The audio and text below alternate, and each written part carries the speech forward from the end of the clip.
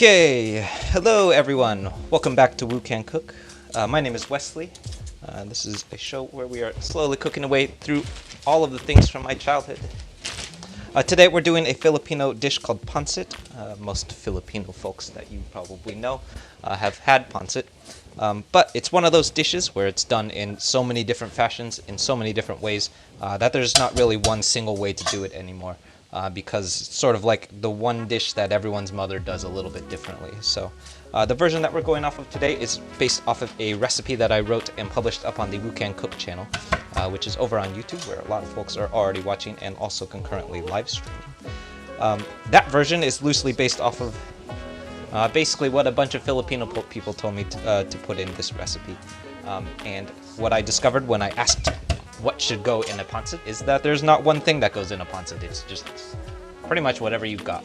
And it's basically a giant veggie stir fry that has a whole bunch of stuff in it, and that makes some decisions that are mostly based off of the fact that we're making it in a wok. So if you have any questions for me, feel free to drop your questions in the comments. I don't know everything about pancit or wok stir fries or cooking or anything really, but I know lots of stuff, so hopefully I can be helpful or informative, or at the very least entertaining to watch. So this, along with pretty much everything that I cook on live stream, comes up as a recipe over on the YouTube channel. So everything that comes up on these streams also has an associated recipe video that goes along with it, including this one. That's the recipe that we released last Friday, so that was a couple days ago now. And that's all over on the YouTube channel, which is youtube.com/woocancook. In addition to the recipes, we also live stream concurrently over there. That would be the laptop that's happening behind me. That's where the concurrent live stream happens. And that is also where I post the fun schedule of everything that I'm going to be cooking in the next about 2 weeks now. I think pretty much the next 2 weeks are scheduled up over on the YouTube. So if you're interested in following along, taking a look at what we're going to be cooking in the next couple of weeks, you can check that out and tune in for the ones that you're interested in. And if you're really committed, you can pick up the ingredients for what we're going to be cooking, and you can cook along with me, which is always more fun because it's always more fun to cook with other people. So.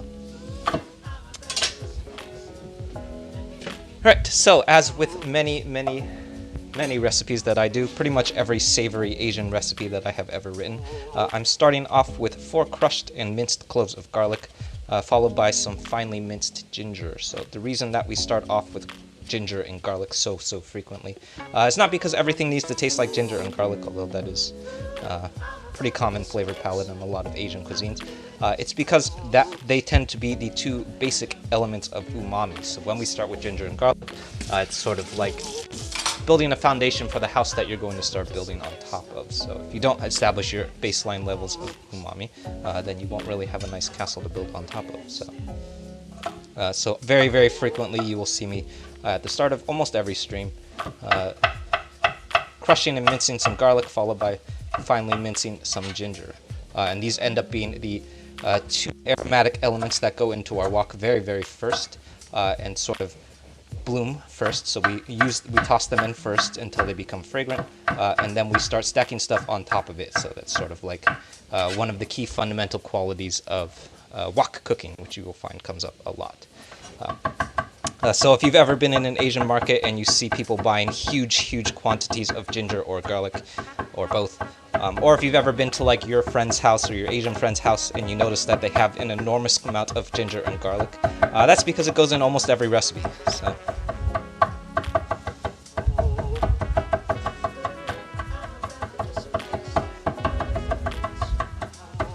Right, and that is our ginger.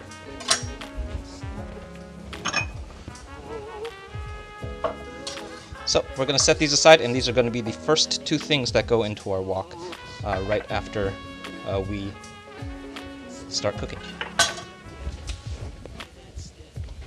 Right. Next up, we're going to start working our way through our veggies. So as with a lot of wok stir fries, pretty much most of the wok stir fries actually, pancit is essentially just a giant vegetable stir fry with vermicelli noodles in it. So since that is the case, what you will often find is that the vegetables that go in it are very frequently interchangeable. So I've seen a lot of different versions of a lot of different kinds of pancit over like the pretty large amount of research that I did for this recipe. So the version that I settled on today uses onions, shiitake mushrooms, some carrots, and then I'm actually going to use a tiny bit of Chinese sausage, which is called lapchang. But really, ultimately, at the end of the day, it's more about whatever kind of veggies you have, use them. Alright, so next up, this is going to be some onions. This is a sweet white onion, so I've seen lots of debate over the way that you should chop an onion. So if you'll notice that I'm chopping my onion at a slight angle, so my knife isn't straight down. It's at an angle in this direction, and that's because an onion is circular shaped. So since it has that domed shape, if we were to chop it straight down, you would get uneven slices of onion. So some of your onions will be pretty wide, some of them will be kind of narrow, and everything in between. So you have different sizes and shapes of onion, which is not what we're after, because if you have an inconsistent chop, then you're also going to have an inconsistent cook. So that's not what we want. And I've seen a lot of different sort of discussion about the way to approach an onion, how to best like slice an onion evenly. I know that Kenji Lopez did a, maybe not a video, but a blog post about this, and he talked about like the different ways that you can cut an onion to get it the most evenly shaped onion slice as you possibly can. What I think the solution that he came to an angle. He gave a very specific angle when he was talking about this. And I forget what the exact angle is, but essentially the idea is if you cut the onion at an angle, then you end up with a little bit more evenly shaped onion than if you were to cut it directly down. So.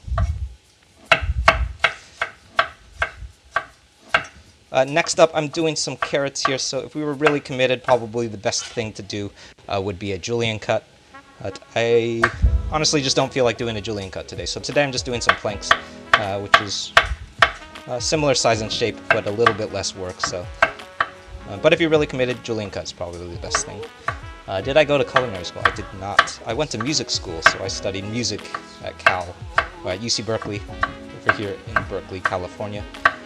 And then I started a bunch of bands. The main one which I started was touring pretty consistently up until March of last year. And then when COVID-19 happened, I ended up basically canceling the band because music is not a thing anymore. And then I started this channel, so now I'm here cooking stuff for you guys. It's lots of fun. But no, I do not have any professional culinary experience. I don't think I would do very well in like a professional cooking setting. I think it's too much pressure.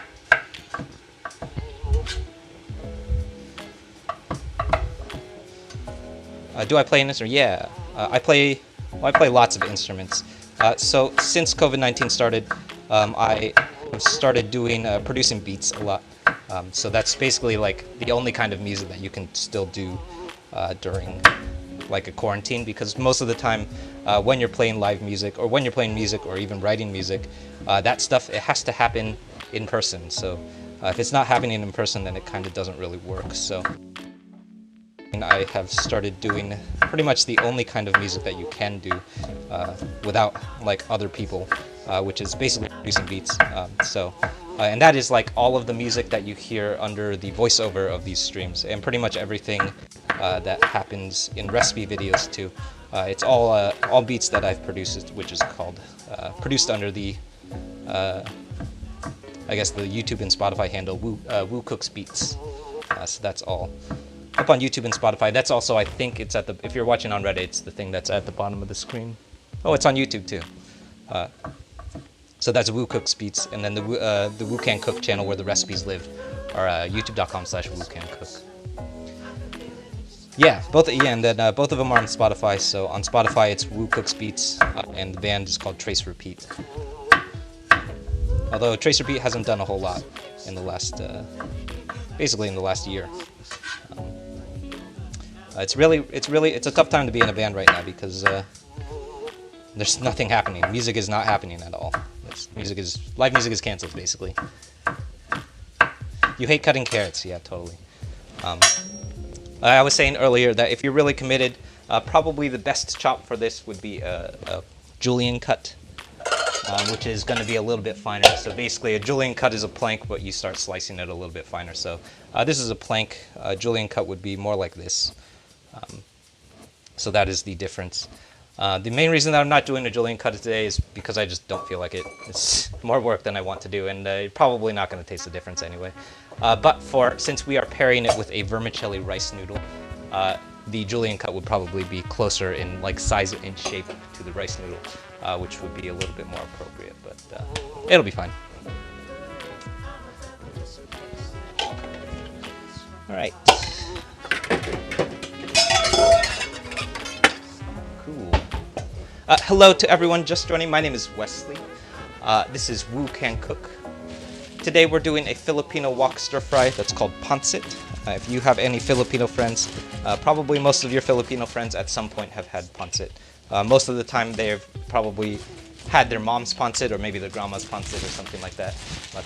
Lots of aunties and uncles making Pancit. It's one of those dishes that's sort of like a family recipe that's sort of passed down through generations. And those recipes are always the most interesting, at least to me, because very, very frequently they look very, very different because everyone's auntie and uncle makes their pancit a little bit differently. So in Chinese food, you see the same thing with things like mushu pork or dajangmian, lots of stuff like that, in which the way that it's prepared and the way that it's cooked varies very, very radically depending on who you're asking, because all of our moms and dads prepare this dish very, very differently. So with Filipino food, pancit definitely falls into that sort of category. So.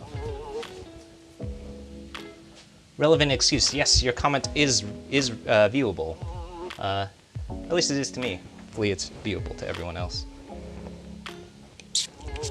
Which reminds me, if you have any questions, feel free to drop your questions in the comments. I don't know everything about Pancit, but I know lots of stuff, so hopefully I can be helpful and informative, or at the very least, entertaining to watch.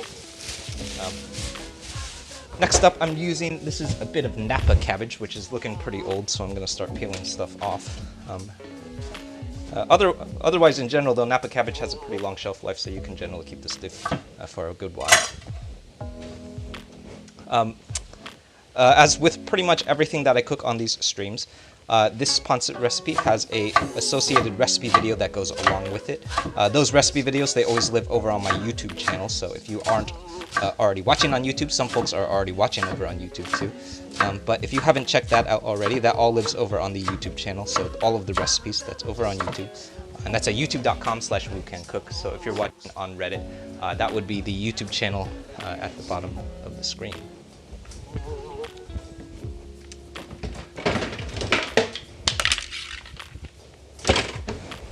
So if you haven't checked that out already, that's where pretty much everything that I cook has a recipe video that goes along with it. Most of the time when I'm cooking something, I'm following a recipe that I've written at some point in the past. I think I did the recipe for this pancit came out a couple days ago, actually. It came out last Friday. So all of that stuff is over on the YouTube channel. So if you're interested in what we're cooking and following along yourself or taking a shot at it yourself, I recommend checking some of that out.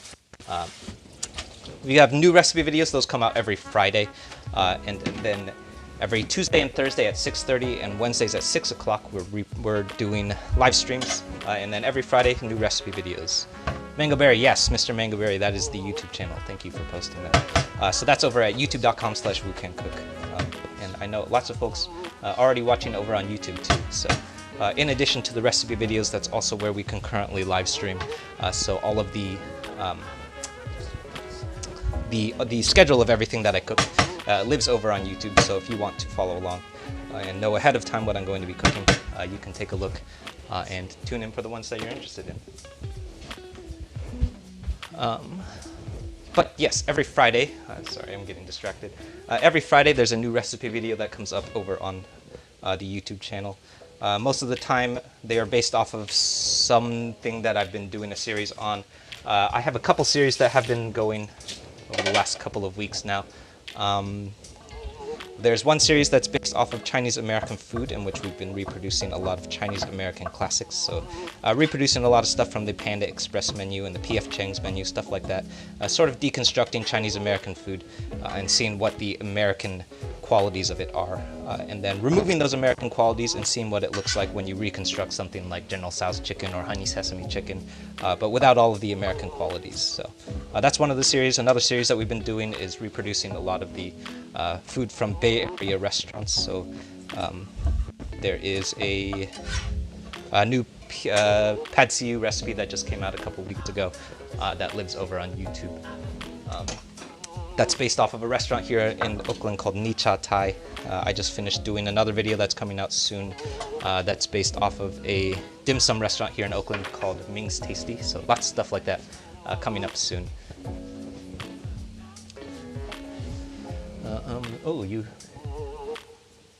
Is there a lag? Hopefully not a lag.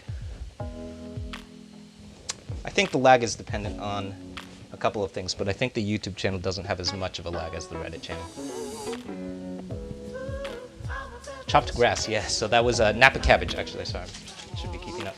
That was Napa cabbage that I just finished chopping, as well as some shiitake mushrooms that I just finished chopping up too. So those are going into the wok with our veggies. Have I ever made kugel? I have not. I'm not even sure what that is. Some folks have been asking me actually to take a shot at some stuff that's not remotely Asian at all, or if I ever do that sort of stuff. And I do, but it's never on, it's always, those things always pop up on another show that I host, which is sponsored by Bay Street Emeryville here in the Bay Area. And that all lives over on their Facebook page, which is facebook.com/, I think, BayST Emeryville, something like that. So everything that's not Asian themed, it's usually on the Bay Street Emeryville Facebook page. And we do that every Monday night at 6 p.m. PST, and that's a show called Monday Meals with Wu Can Cook. So lots of like American and or Pan-American stuff coming up over there. Last week, so yesterday I did a pasta dish based off of a Bon Appetit recipe called broccoli bolognese. We did some latkes a couple weeks ago. We did some steaks, pork chops, lots of stuff like that. Lives over on the Monday Meals page. Okay. So if you're interested in checking some of that stuff out, I recommend hopping over to Bay Street Emeryville. But otherwise, everything else, it lives over on the YouTube channel, so I recommend checking that out, where lots of folks are already watching. Do I cook exclusively with wok? No, but I have been cooking with a wok a lot lately.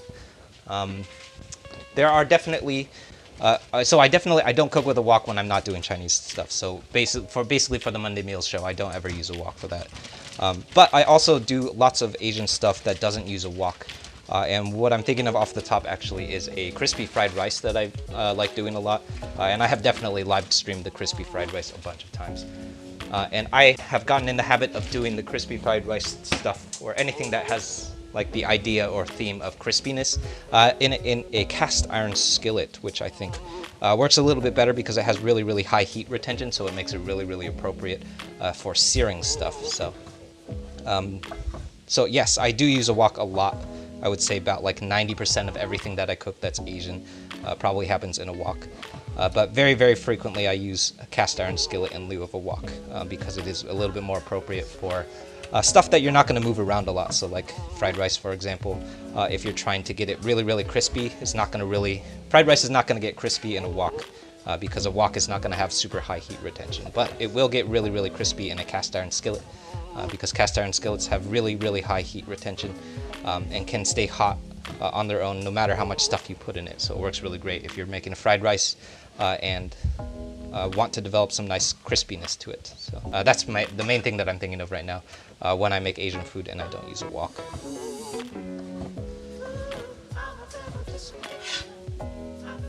Locomoco, yes, I did make a locomoco. Actually, there's a recipe video for the locomoco up on the YouTube channel, and I actually, when I filmed the recipe video for that locomoco, it was on a live stream, and I messed it up really. So I had to redo it, or I messed up one of the versions. So essentially, I made a locomoco, and I was attempting to do a locomoco that was vegetarian friendly, or maybe it was vegan friendly even. But I was using impossible meat, which is, if you've never had impossible meat, it's very, very strange because it's made from a bunch of different composite stuff. And I didn't know this until I did this stream, or until I tried to do a vegetarian locomoco. But impossible meat, it completely falls apart if you add anything to it. So you add anything other than salt and pepper to impossible meat, and it straight up crumbles to pieces. It kind of just turns into mush, and also it smells like cat poop or cat food. So when I did that on stream, it sort of just completely fell apart. I think I added like miso paste or something liquidy to it, and it didn't work. But the recipe video for the meat version is up on YouTube, which is over on the YouTube channel.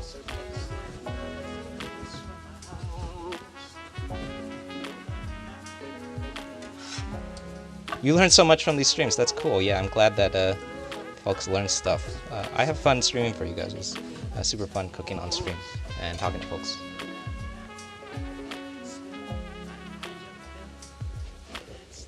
Cool. You're from India and you have an Indian version of Chinese food. Yeah, that's really interesting. I would love to know what the Indian version of Chinese food is. That's super interesting. Chinese food is really, really interesting to me because it like transcends across so many different cultures. So when you look at Chinese food, it like never looks the same. So even if you compare Chinese American food to like Chinese food in like even like another like Western or Western-ish culture. So if you were to pair like Chinese food in America versus Chinese food in say like the UK, for example, it looks super, super different.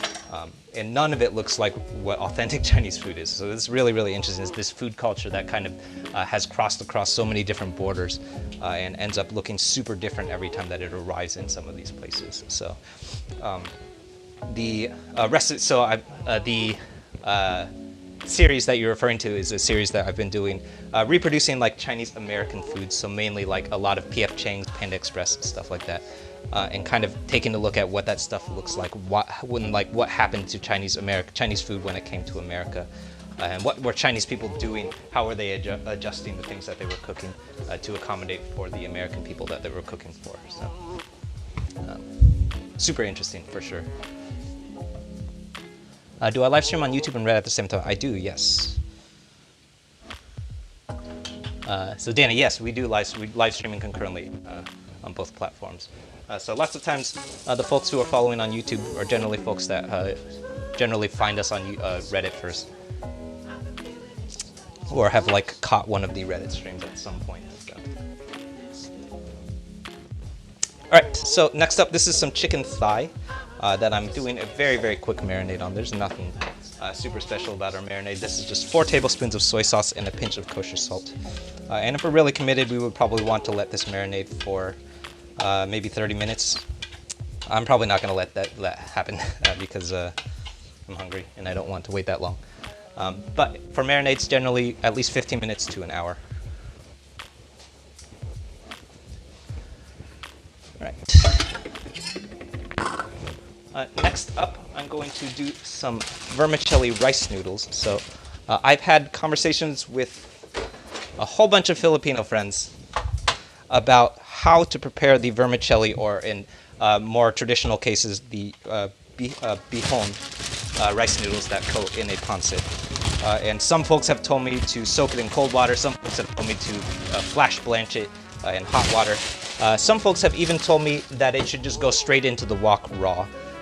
Everyone seems to have a different answer when I ask them how to prepare the vermicelli rice noodles. But the general gist of it is that vermicelli, if you've ever cooked with vermicelli, is obnoxiously fragile. It is so delicate that like as soon as you put it in anything hot, it immediately overcooks. So when I have used vermicelli, always been in the habit of blanching it very, very quickly. So usually for about like 2 minutes, sometimes even less. Some friends that I have talked to said that even that is going to result in overcooking the vermicelli rice noodles. So I have other friends that have told me to literally just soak it in cold water. So this is just straight up tap water. I've never done this before. Usually when I do vermicelli, I do it in boiled water. But I'm going to give it a shot. I have also talked to other folks who have told me that their mom or their friends or their aunties prepare the rice noodles by throwing it dry in. So just literally throwing dry vermicelli straight into the wok, which is very unusual to me. But I think the general gist of it is that like The way that we approach rice noodles is very much guided by the fact that vermicelli rice noodles are extremely fragile. And if you overcook vermicelli rice noodles, they basically just turn into mush. So no one likes an overcooked vermicelli rice noodle.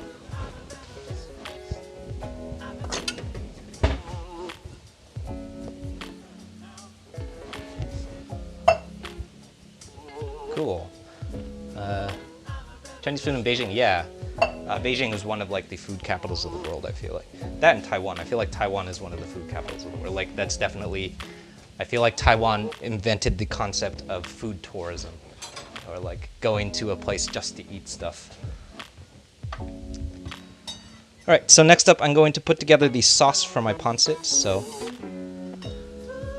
if you have had pancit cooked by your auntie or uncle or your mom or dad, you would probably have seen them throwing these ingredients straight into the wok, which I have gotten out of the habit of doing, mainly because it's really, really dangerous if you don't actually know what you're doing, and especially if you don't make this particular recipe all the time.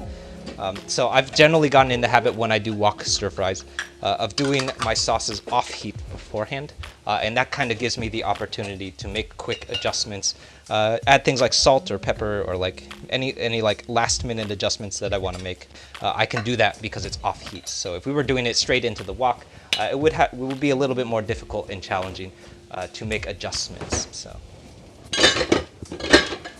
So in my generally when I do wok stir fries, I've been in the habit of just doing this stuff off heat and then adding it to the wok at the very, very end. Yeah, I traveled to Taiwan, totally. Taiwan, pretty stringent COVID guidelines right now, so I think it's pretty tough to get into Taiwan. Unless you have a Taiwanese passport, I think it's pretty tough to get into Taiwan. Then you just came over from Reddit and wanted to check it? Yeah, totally. I'm guessing maybe you're talking about the locomoco, or definitely one of the recipes. If you're over on YouTube, that's definitely where everything lives. All right, so that was 4 tablespoons of soy sauce and 2 tablespoons, or 1/2 a cup of beef stock going into our sauce. And this is going to be 3 tablespoons of dark soy sauce. So dark soy sauce, a little bit more tricky to obtain, and it is also extremely thick. So it is very, very different from soy sauce. So if you can't find dark soy sauce, I would say just leave it out entirely. But when you do use dark soy sauce, if you do get your hands on it, use it super sparingly because dark soy sauce can get overpowering really, really quickly.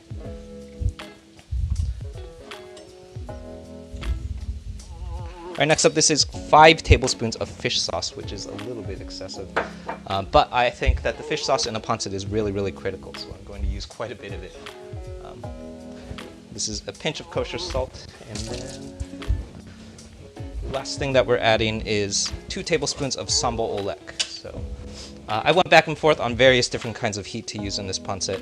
I definitely experimented with the use of doubanjiang, which is hot sauce that comes from Chinese cuisine, so it's a Chinese fermented bean paste. I think I messed around with gochujang at one point, but ultimately I kind of landed on the use of sambal olek because I think it's just kind of lives in that flavor palette of like where traditional pancit kind of comes from. And is that it? I think that's it. That's everything that we got to do. So that's our sauce. It looks like a teaspoon. Yeah, lots of folks ask that. It kind of does look like a teaspoon. I think it's the camera angle, but it is definitely a tablespoon. Teaspoon. So this is a teaspoon, this is a table. Wow, they even look similar side by side, but this is definitely a much smaller. Although I do agree, they look very, very similar on camera. I think it has something to do with the way the camera is angled. Most of the condiments, yeah, definitely. If you live near a Ranch 99 or a 99 Ranch, that's a common argument. If you live near an H Mart or a Ranch 99, you can almost everything, pretty much everything that I just used. Actually, yeah, everything that I just used, except for maybe the onion. I don't know if you could get onions at Ranch 99, but everything else you can get it at a Ranch 99. Long-standing dispute, by the way, random tangent. A very long-standing dispute in the Asian American communities, or just like the not generally Asian American communities, is whether or not it's 99 Ranch or Ranch 99. And I've always called it Ranch 99. I don't know why though. It is definitely not spelled Ranch 99. Can you buy most of these things at Walmart? You can buy a lot of these things at Walmart. You could probably get fish sauce at Walmart. I don't think that you can find dark soy sauce. I don't think you can find dark soy sauce at Walmart, but most of this other stuff you can. You always say Ranch 99? Yeah, I told you. I think it's spelled 90, because when you look it up and like when you go to a Ranch 99, the sign says 99 Ranch. But the way that everyone that I've ever talked to says it is Ranch 99, so I don't. It's funny. Yeah. But yeah, if you live near Ranch 99, almost everything you can find is there. So I live in Chinatown, so I actually just pick this stuff up down the street. But if you live near Ranch 99, you can definitely find that stuff. If not, though, if you don't live near an Asian market, you could pretty much substitute most of the stuff that I just used. So I would say maybe leave out the shiitake mushrooms. If you can't find a Chinese sausage, I would say Chinese 5 spice is probably the next best thing. After that, I would say star anise pod would be the next best thing after that. So what we're really going for are the spices that are in Chinese sausage. All of those things kind of add up to the flavor palette that we're looking for. But hopefully, like, the general gist of it is that a pancit is really just a gigantic veggie stir fry. So if there's 1 or 2 things that you can't find, it's probably going to be okay. Just find another thing to throw in your pancit. And it's going to look different. It's probably going to taste different. But the general gist of it is that it's basically a huge veggie stir fry with vermicelli rice noodles in it. So, and there's lots of dishes in Asian food that kind of look like that too. All right, let's head over to the stove. Hello to everyone just joining. My name is Wesley. This is Woo Can Cook. Right before we start cooking, I should introduce myself. Today we're doing a Filipino dish called Pancit. Pancit, if you've never had it, is one of those wok stir fries where everyone's auntie or uncle or mom or dad has made it a little bit differently. There's lots of stuff like that in Chinese food, so I talked to a couple different Filipino people, folks or friends, and all of them gave me a different answer on like how their mom or dad or uncle makes pancit. So I don't really have one singular way of making this, but the way that my recipe has come together is sort of like an amalgamation of all of the different things that all of my Filipino friends have told me how to make this stuff. But I think the general gist of it is that a pancit is really just based off of whatever you got. So if you have any questions for me, feel free to drop your questions in the comments. I don't know everything about pancit, but I know lots of stuff, so hopefully I can be helpful or informative. At the very least, fun to watch. Pretty much everything that we cook on stream, including this pancit, has a recipe video that goes along with it. That recipe lives over on the YouTube channel, which is, if you're watching on Reddit, the YouTube channel at the bottom of the screen. If you're watching on YouTube, it's the YouTube channel that you're already on. So I know a couple folks have popped over from Reddit over to the YouTube channel to check out some of those recipes. In addition to the recipes, that's where we are also concurrently live streaming, so that would be the laptop behind us. And the reason that we concurrently live stream over there is because that's also where the schedule of everything that we live stream lives. So if you're interested in following along and checking out what we're cooking ahead of time, so you can take a look at what I'm going to be cooking tomorrow, Thursday, even next week, I think that schedule is already up over on YouTube. So you can check it out, tune in for the ones that you're interested in, and even pick up the ingredients that go along with it so you can cook along with me. So what else? The YouTube channel, so the recipes that we've been doing have a couple of different series going on. So one of the series is a series on Chinese American food, which we were just talking about, where we've been reproducing a lot of Chinese American classics, things like General Tso's chicken or Kung Pao chicken, honey sesame chicken, going off of a lot of like P.F. Chang's or Panda Express recipes, and kind of deconstructing what Chinese American food looks like, and removing all of those American qualities and then reconstructing it and see what it looks like when you remove all of those American qualities. So when I look at things like General Tso's chicken, to me, General Tso's chicken is not really Chinese anymore. It's really just American food. So it's really interesting to remove all of those American qualities and see what it looks like if it were assembled as like Chinese, like classic Chinese food. So if you're interested in stuff like that, we also have a series that's based off of local restaurants in Oakland. There's another series that's based off of just hacking foods from TV and film. All of that stuff, it lives over on the YouTube channel. So if you want to help, we're making our way to a 1,500 subscriber goal by the end of January. So if you want to hop over there and check some of that stuff out, I highly recommend it. All right, let's start cooking. So if you'll notice, if you've been following along this whole time, you'll notice that the rest of this stream is going to start coming together extremely quickly. So And that's because wok cooking happens very, very quickly because wok heat is very, very hot. So as soon as we start putting stuff in the wok, everything else is going to start coming together really, really quickly. So at this point, once we start putting stuff in the wok, I would say this is probably going to be done within the next 5 minutes. So first we're adding, this is a very, very hot wok, and I'm adding cold oil to it. So this is a process that we call long yao in Chinese cooking, which is essentially the process of adding cold oil to a hot wok. And when you add cold oil to a hot wok, it develops a nice non-stick surface. So we call that a long yao in Chinese cuisine. So I'm starting with, that was my garlic and ginger going in first. And we're going to let that go for just long enough until it becomes fragrant. It's usually about 10 seconds for me. And then I'm adding my chicken to the wok next. If you'll notice, I'm being very careful to reserve as much of the liquid marinade as possible. I didn't do a very good job there, but we're holding back on as much of the liquid from our chicken marinade as we can. And that's to reduce the moisture that ends up in our wok. We really want to keep our wok as dry as we can, because the more moisture that ends up in your wok, the more heat you're going to lose. So as you have more moisture in the wok, you start developing a soggy sort of stir fry, and that's how you end up with stir fries that are sort of like mushy or like porridgey. If you've ever had a porridgey stir fry, that's where it comes from, is poor heat retention in a wok. So I know, I'm sorry, I missed that question, but someone asked earlier how to approach wok cooking if you're not on a gas range. So that lots of people have asked me, like, how to, I'm assuming if you're on like an electric range or even an induction top, how to approach it.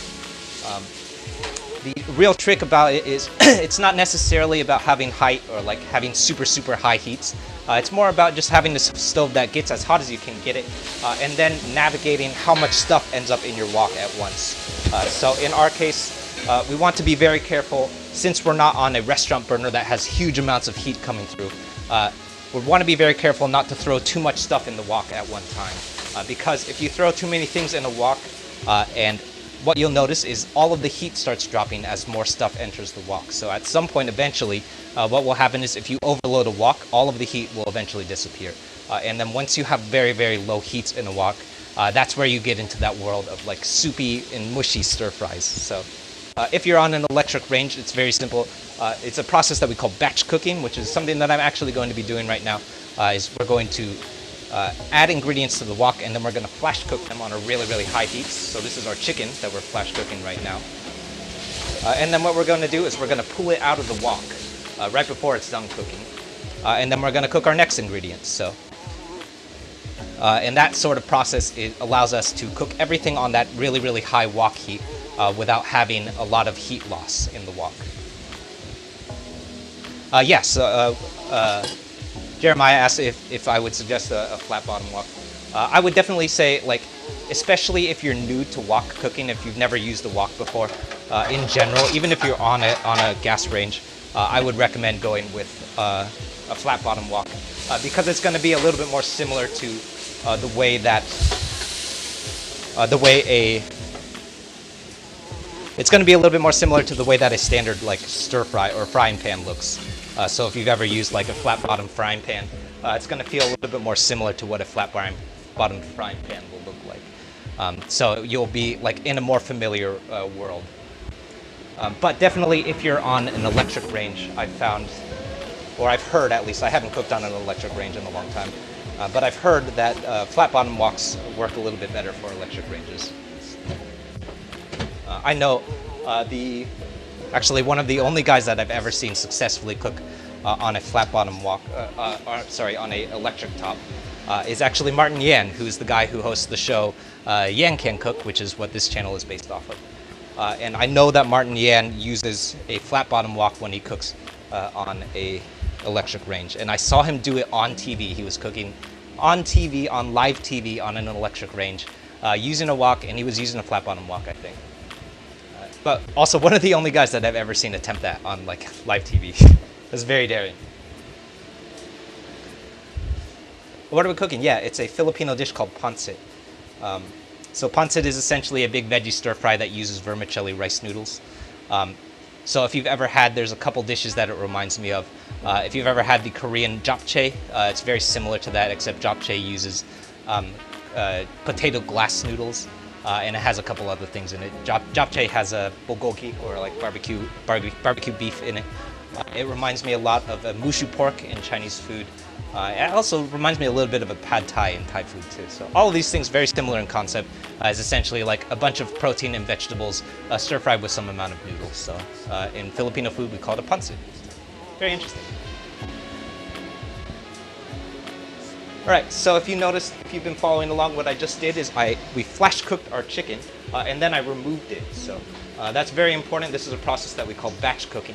The reason that we removed it is because we're trying to keep our wok as hot as possible. So if we had left it in the wok, we would eventually have ended up with lower and lower heats, which is not what we're after. So what we're really trying to do is keep our wok as hot as possible. So I'm removing my chicken, and then I'm cooking my next couple of ingredients. So this is my lapchang, or Chinese sausage, going in. I like to add the lapchang really early in wok stir fry because I find that the contact with the oil releases all of the spices. Where did it go? Yeah, it's over here on the cutting board. So this is our chicken, and then we're going to add it back into the wok shortly. Yeah, what I was saying, I like adding lapchang really early because it contains a whole bunch of spice.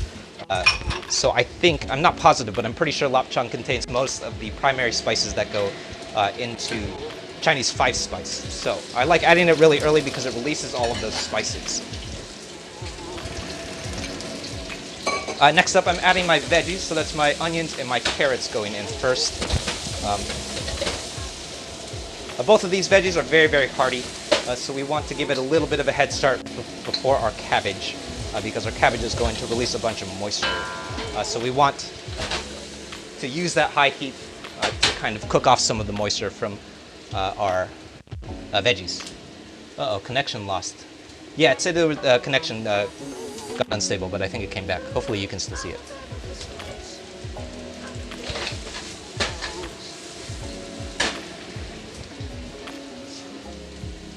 All right.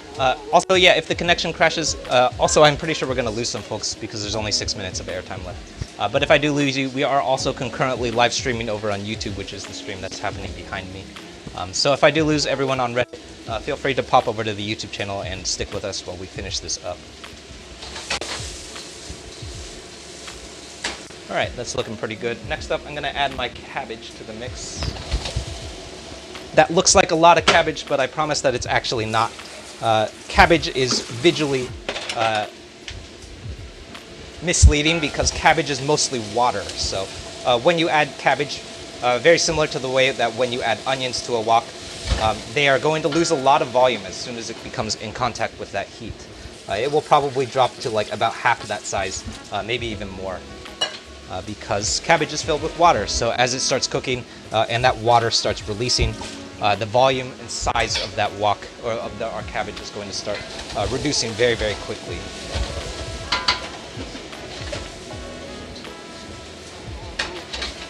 Right. Phone ready. Oh yeah, thank you for giving the gold. That's super cool. Now we can keep the stream going. Thank you.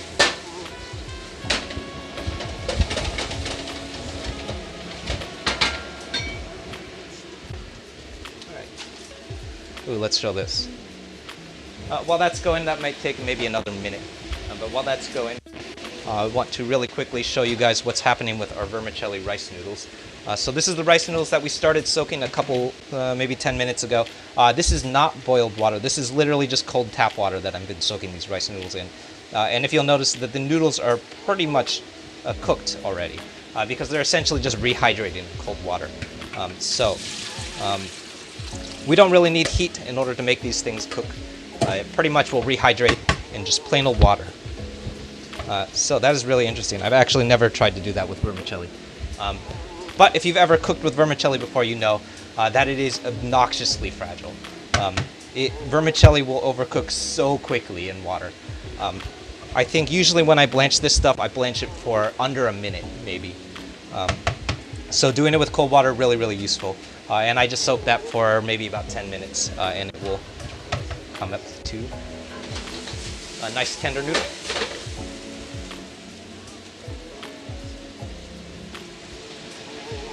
Alright, so back over on the stove, you'll notice that our stir fry has dropped in volume by almost half, actually. And that's because our cabbage is giving up all of its water. I think it will give up a little bit more liquid. So I'm going to let this go for a little bit longer. But you will also notice, if you can hear this, that our wok is not sizzling quite as much as it was before. What that is a sign that you have lost a whole bunch of heat in the wok. So if you listen, that's still sizzling a good amount. But if at any point you notice that your wok is not sizzling a lot anymore, what that's a sign of is that you don't have a huge amount of heat in the wok. So in our case, that's okay because we're pretty close to being done cooking. So we only have 2 ingredients left. Oops, so these mushrooms in. And now we only have 2 ingredients left, and both of which don't really require a lot of high heat in order to cook. So the last 2 things that we have to add back are our rice noodles and our chicken, and after that we're going to be done cooking. But if you are still cooking, so if we say had not yet cooked our chicken, or say had not yet thrown our cabbage into the wok, and we heard that happen in the wok, that's going to be a big problem because you're on your way to a really, really soggy stir fry.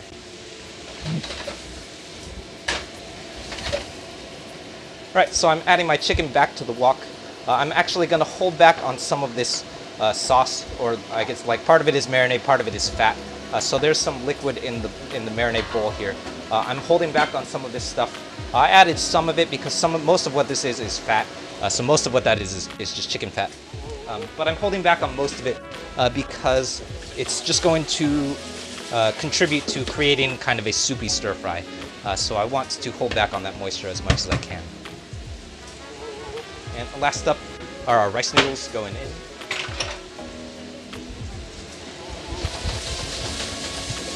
And at this point, we're really just tossing everything to combine.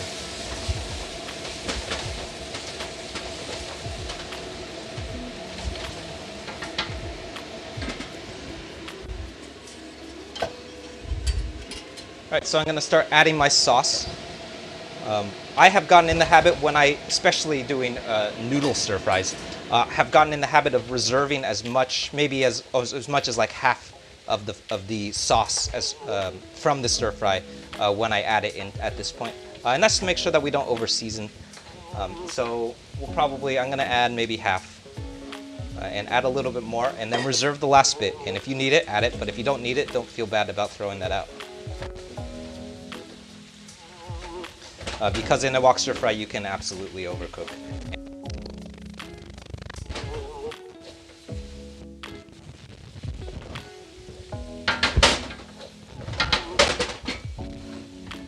Lost a little bit. It's okay. Charlie, yeah, hey, welcome back. Thank you for checking out the YouTube. Yeah, cold soaking vermicelli noodles, super useful. A friend of mine told me to do that. My friend AJ told me about this. And he told me that it's the only way he's ever prepared vermicelli rice noodles. And I think it's the way that maybe his mom has been doing it. I have had other friends tell me, so this is one of the interesting things that I think I asked 4 different Filipino friends how to do a pancit, and all of them gave me different answers.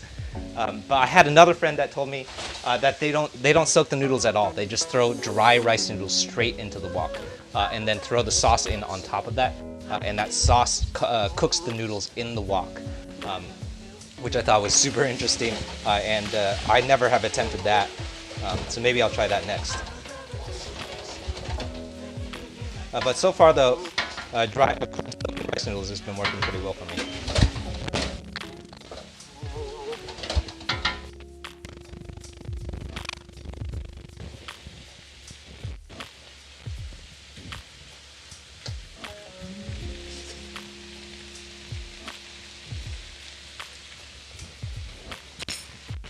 Yeah, that's good.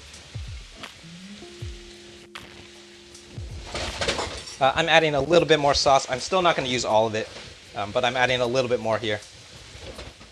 And I think that should be it. I don't think we need all of it. I think if we added all of it, it would overcook or overseason.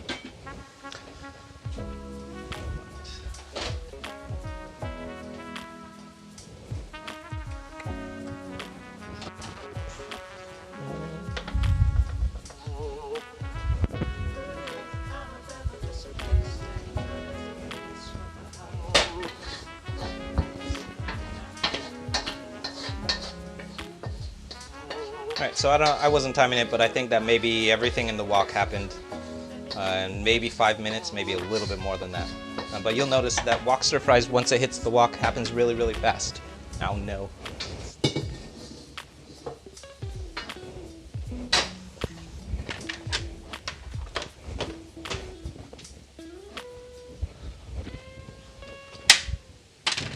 If you're watching on YouTube and you see that happen, let me know. That is, if by the way, yeah, if you're watching on YouTube, by the way, and you see that happen, that is the reason why we're crowdfunding. I guess I should mention. I never ask for money to do streams. I'm not really doing this to make money. But the reason that we're asking for donations on the YouTube stream is because that keeps happening. So we're crowdfunding to replace this stupid camera that keeps freezing. So actually, all three of them have been freezing lately. But mainly what's happening is this face camera where you're watching me on freezes, and then it causes the other two cameras to freeze. So if you're wondering why we're crowdfunding, or if you want to give money for a new camera, that's why we're crowdfunding. But definitely don't feel obligated to do so, because I'm not really streaming for money.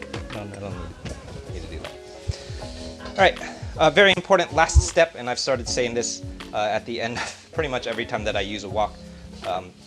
That the last thing we want to do when we finish wok cooking is clean your wok. Super important. Is that, especially on things like this, which is a carbon steel wok, it's going to be a hell of a lot easier to clean while it's still hot. So while your wok is hot, you have this really nice non-stick surface. Once it cools down, you have a much stickier surface. So if you did something, say like finish wok cooking, leave everything in the wok, and then go back after you finish eating, and then go back and clean out your wok, you would have a really, really sticky wok. And then you would have to start doing stuff in a wok that you really don't ever want to be doing, like scrubbing and like breaking out your Brillo pads, things like that. All of those are things that we don't really want to be doing. But if you notice, I didn't actually scrub anything. All I just did was rinsed it down in the sink, and everything just came out. And then I'm giving it a quick coat in vegetable oil with maybe half a teaspoon of oil. And that's it. Now your wok is ready to cook again. And I see a little bit of debris.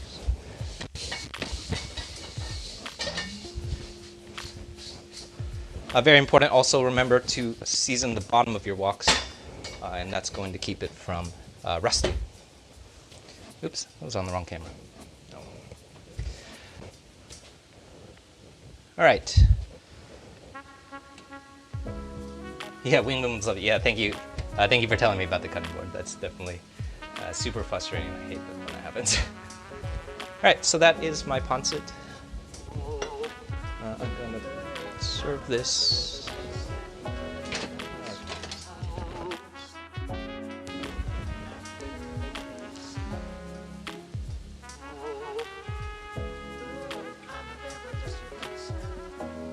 All right, so this is the way that I have gathered how to do a pancit from asking a whole bunch of different Filipino folks and also just like researching various different pancit recipes. And this is sort of the way that I've assembled doing this. But I hope that the general gist of it, though, is that a pancit is really just a big stir fry. And you can throw whatever you have into it. So if you don't happen to have some of the things that I used, you can totally substitute it out. Maybe swap the cabbage out for something else, substitute the carrots for zucchinis. Use what you have.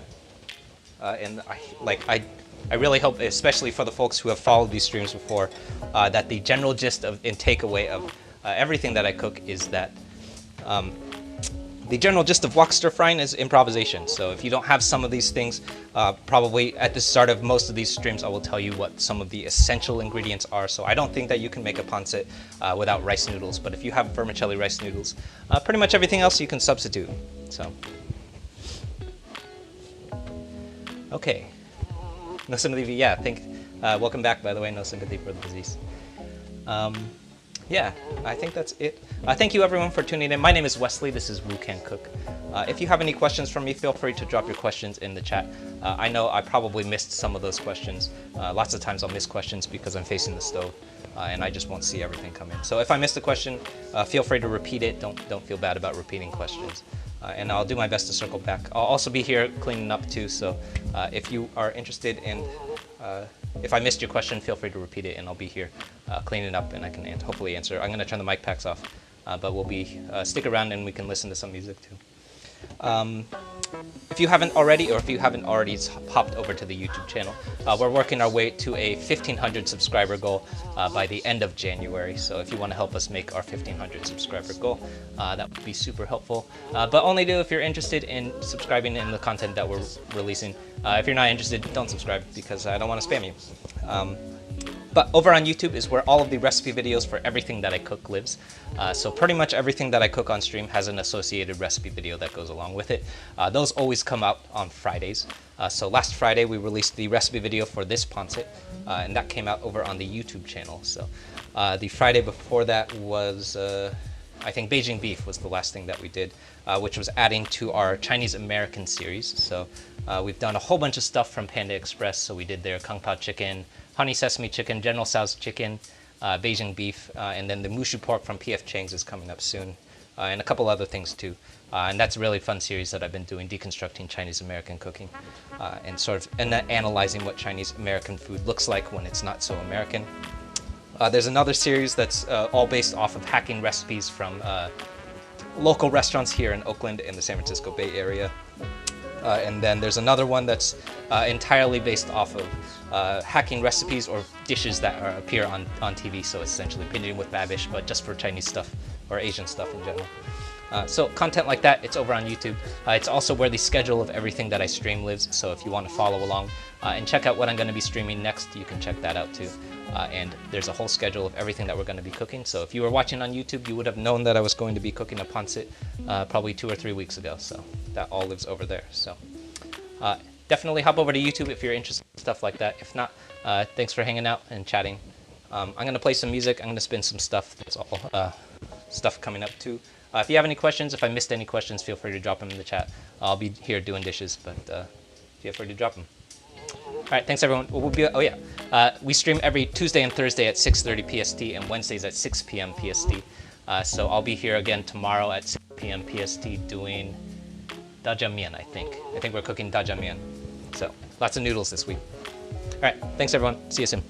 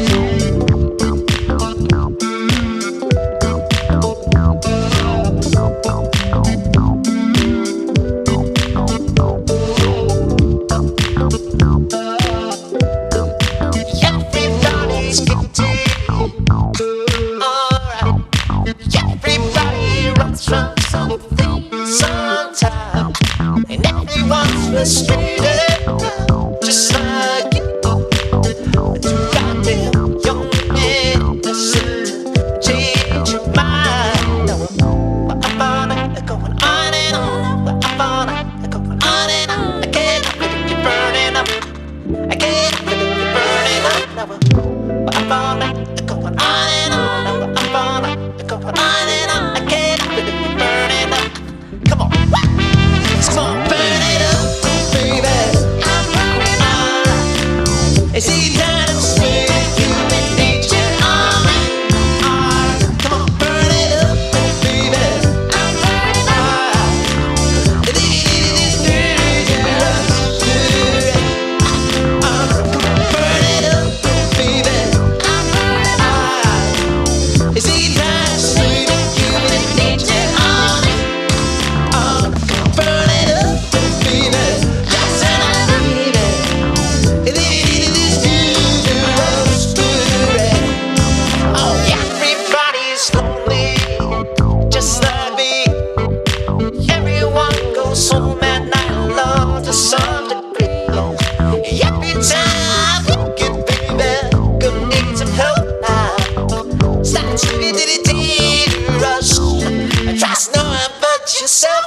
baby. Well, I'm gonna